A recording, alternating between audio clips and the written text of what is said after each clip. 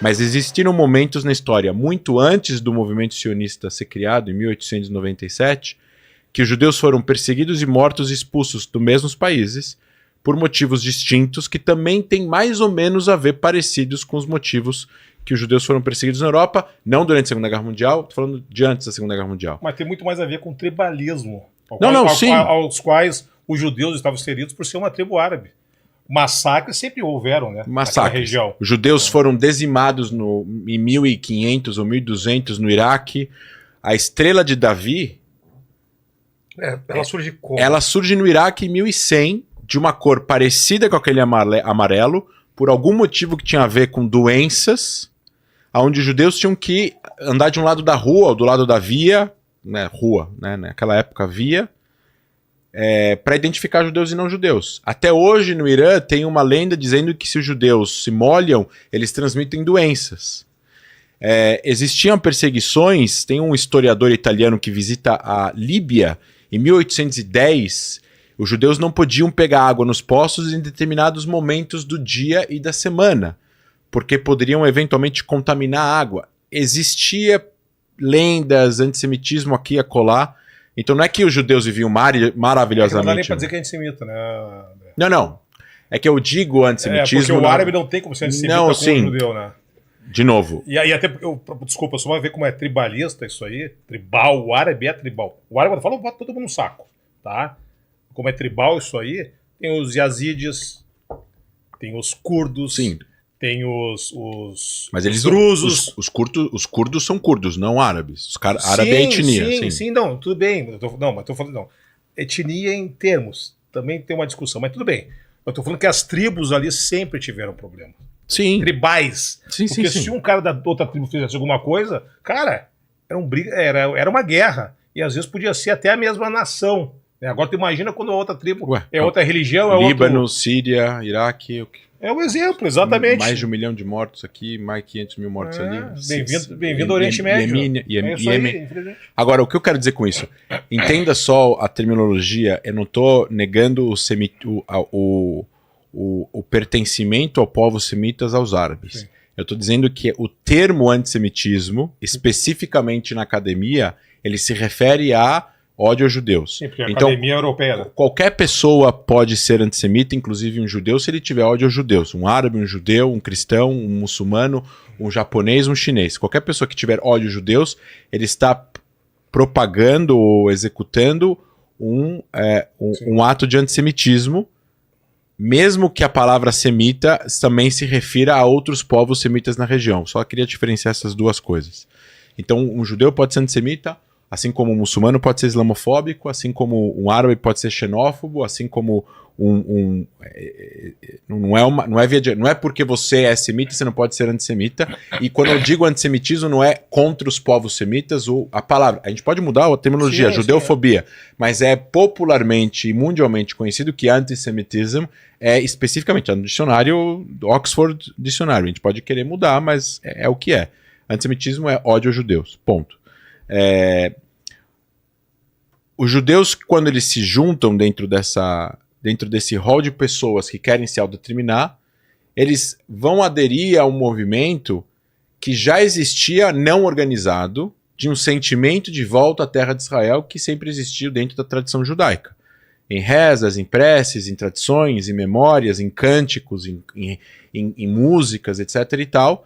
Tanto que dentro da região moravam e sempre moraram judeus em 4 principais cidades: Jerusalém, Tzfat, que é Safed, a cidade do Ar, né, a cidade mística da Cabala, do estudo místico do judaísmo, que está a 950 metros de altura; Tiberíades, que é a cidade da água, né, que é o Mar da Galileia, que não é um mar, é um grande lago, mas para o tamanho da região eles falam que é mar. Jerusalém, cidade do fogo, e Hebron, a cidade da terra, que é onde estão enterrados os patriarcas e as matriarcas, que também são os patriarcas do povo do Islã, né? Então você tem Marat Marpelá, que é a tumba dos patriarcas, que é o mesmo local que os muçulmanos também rezam, que é a tumba dos patriarcas islâmicos.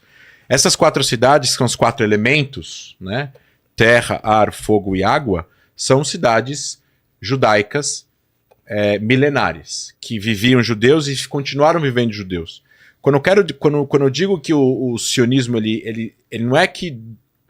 Quando a gente fala de contexto histórico, também eu acho que o sionismo, quando ele é trazido à tona, a gente tem que primeiro desmistificar, a gente tem que trazer o sionismo para a discussão. Outro dia eu estava lendo um palestino de Gaza que mora em Washington, ele falou: eu não vou chegar em nenhum acordo de paz para o meu povo, ele falando, sem conversar com os sionistas. É impossível resolver a situação. Você vai fazer paz com um amigo? Você vai conversar com quem? Se você não for conversar com os israelenses. Você precisa conversar com os israelenses. Essa ideia de que vai ter um Estado palestino sem conversar com Israel ou imposto pela comunidade internacional é uma falácia. Podem tentar. Nunca deu certo em nenhum lugar da história. Sempre precisou de negociação, sempre precisou conversar com o outro lado, principalmente quando o outro lado é o poder na região. Não, o Estado de Israel foi imposto, né? Não teve conversações. Não teve conversações. Foi imposto, o Estado de Israel foi imposto no Oriente Médio. E na Resolução 81, foi imposto. Ela não foi acatada. Não, foi. No outro dia tinha o Estado de Israel. Não tinha. Como assim? Não tinha. Como não tinha? Teve Não uma tinha. guerra e não teve o Estado de Israel. 7 meses depois. Tá, mas foi imposto, não? Não foi imposto. Como? Uma guerra não é imposição? Não. Mohamed. Guerra é uma imposição política. Então todos os países do mundo foram impostos porque todos os países começaram com guerra. Mas qual que é a linha do tempo, então? Não. Peraí, deixa eu só voltar. Volta lá, o que tu falou? Que não tem como impor um Estado. Eu tô falando que Sem dentro... Mas todo Estado é imposto. Dentro, tudo bem. Então vamos então fazer... Volta a fita. Vamos fazer então uma... Não, é que tu fala assim, não existe como impor um Estado. Eu não tô, Curtiu, quando eu Paquito? falo imposto, eu tô falando que... Só um minutinho. Decisões... Vocês curtiu meu? Foi muito bom. Quando eu digo imposto, eu tô dizendo assim, os países reconheceram o Estado da Palestina em 67 é um passo importante. A ONU reconhecer o Estado da Palestina é um passo importante. A Assembleia Geral aceitar o Estado palestino na Nação 67 é um passo importante. Tudo isso são mecanismos internacionais. Só que só de fato os palestinos vão ter soberania quando eles tiverem um acordo com Israel. A não ser que exista uma guerra e eles ganhem a guerra. Pelo andar da carruagem, não existe uma chance de eles ganharem a guerra no campo militar. Tentaram 8 vezes, não os palestinos, mas os árabes em geral, não conseguiram. Israel, inclusive, aumentou o seu território por causa disso. Então a única chance, na minha opinião, de que exista um Estado palestino é negociando com Israel e não tentando fazer uma guerra. Visto porque as guerras que Israel ganhou, Israel tinha muito menos força e muito menos homens do que hoje em dia. Hoje em dia, o poder militar de Israel é maior do que há 70 anos atrás. Na guerra de 48, André, na guerra de 48 foi contra 5 países árabes, né? Recém-formados. Líbano, Síria, Iraque, Jordânia e Egito. Tinha em campo, tu pode olhar até no Wikipédia. Isso Tinham 10 vezes mais soldados árabes do que judeus. Negativo. Wikipédia ali, 11 mil soldados árabes, 44 mil soldados israelenses. Não é verdade. Tá no Wikipédia, cara, então... Entra aí. Né? Dá uma olhada. Entra aí. Inclusive do Líbano tem Líbano Síria, tinha 2 mil soldados. Mas o Líbano não tinha mau exército na época. Sim, já é o menos um, né? Mas o Egito é muito maior. O Egito sempre teve 10 vezes mais população que Israel. Mas você tem uma opinião, Mohamed, que existe um jeito de ser imposto um Estado palestino sem... Não, é quando ele falou assim, não, eu só queria manter aqui o meu ponto porque eu me perdi. Tá, aqui desculpa, só o do gancho do André, o gancho não tem como impor um Estado. O André falou assim, não tem como impor um Estado. Mas o Estado de Israel, na minha visão, foi imposto, cara. Tá. Entendeu? Não, e daí o André falou assim, não só o Estado de Israel, ele deu outros exemplos. E O que você achou aí, Paquito? Sobre o Exército de Liberação Árabe? Isso, de Libertação Árabe. Daqui que era entre 3.500 a 6.000 soldados. Mas Não, só em 1948. Não, ele tá numa outra data de outra coisa. Tá. Como que ele procura lá? Aqui. Bota a guerra de 1948. É que o Paquito, para coisa de história. Não, cara, pera aí, eu pego aqui, Paquito. Eu pego aqui. Nasceu em 2001. Eu pego cara. aqui. Como eu um cara pego desse aqui. vai saber uma Bota coisa. aí. Mohamed. Quantos soldados teve em 1900 então, na guerra de 48? Eu vou te falar. O Mohamed não tá aceitando, ele tá procurando aqui também. Tá mesmo? O pessoal aqui, ó. O Paquito não faz trabalho Olha dele, aqui, o pessoal ó. tem que... Olha aqui, força. Israel teve 29.677 soldados iniciados e 100 mil finalizados, ou seja, pessoas que entraram depois do começo da guerra. O Egito teve 10 mil, finalizados 20 mil, a Transjordânia 7.500, finalizados 10 mil, Iraque 2 mil, finalizados 18 mil, a Síria teve 2.500 com mais 5, que finalizou 5.000. O Líbano, como a gente falou, 436. A Arábia Saudita mandou 800 pessoas. O Egito mandou 1.200. O Iêmen mandou 300. Aí o Exército de Liberação Árabe, que é a Arab Liberation Army, mandou no máximo 63 mil. Tá, olha aqui. Aí, o Wikipedia aqui, tá? Eu tô no Wikipedia. Tá, não, tudo bem. Vou fazer outra leitura aqui, então. Vou fazer leitura em português aqui. Tá. Ó, inicialmente, Israel, 29.677. Subindo para 117.500 em março de 49. Tá? O Egito, inicialmente, com 10 mil, subindo para 20. O Iraque, com 3 mil, subindo para 15 ou 18 mil. Isso. Síria, que eu tinha falado ali, que eu estava confundindo, realmente. Síria, 2.500. Líbano, 1.000. Transjordânia de 8 a 12 mil. Arábia Saudita 800. Iêmen 300. Nem conta, né, cara? Pelo amor de Deus. Arábia Saudita 300. 800 foi uma família, né, cara? Puta que... não, é. Exércitos árabes 3.700 a 7.000.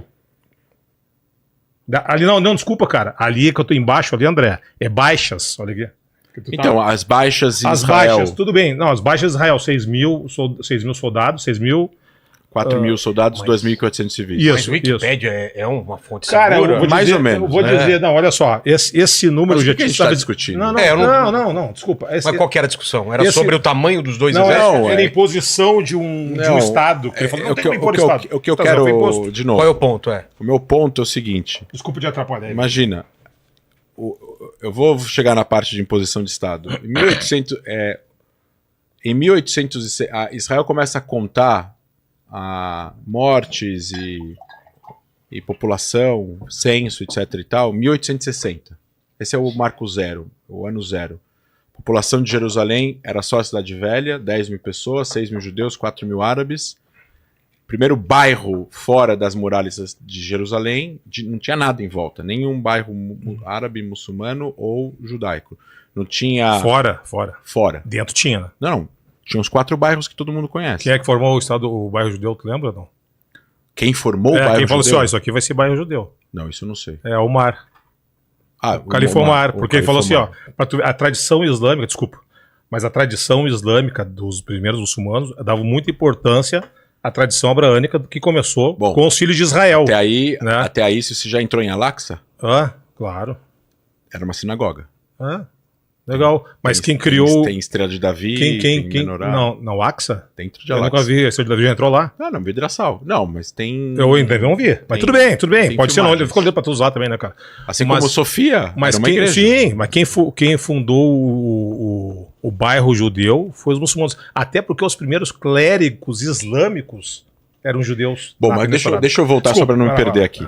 Muita informação. Eu só tô trazendo isso porque a ideia de nacionalismo ela é uma ideia que a gente pode criticá-la em todas as ramificações que ela possa existir para todos os povos. Eu só acho muito esquisito que nenhum povo que tem o seu nacionalismo respeitado, sei lá, Luxemburgo, Mônaco, Japão, China, Índia, Paquistão, que foi criado com 17 milhões de mortos por causa da guerra Índia-Paquistão, com 17 milhões de refugiados, 3,4 milhões de mortos, e que, na verdade, se a gente for falar agora da imigração judaica à região, ela antecede o movimento nacional sionista político, que aí sim, ele veio de uma forma mais organizada. Ele nasce na Europa, mas o sionismo etíope, que em 1866 teve o seu líder religioso marchando a pé com os judeus etíopes para chegar em Jerusalém, e que chegou em Jerusalém, que a história, parte das histórias do povo judeu etíope,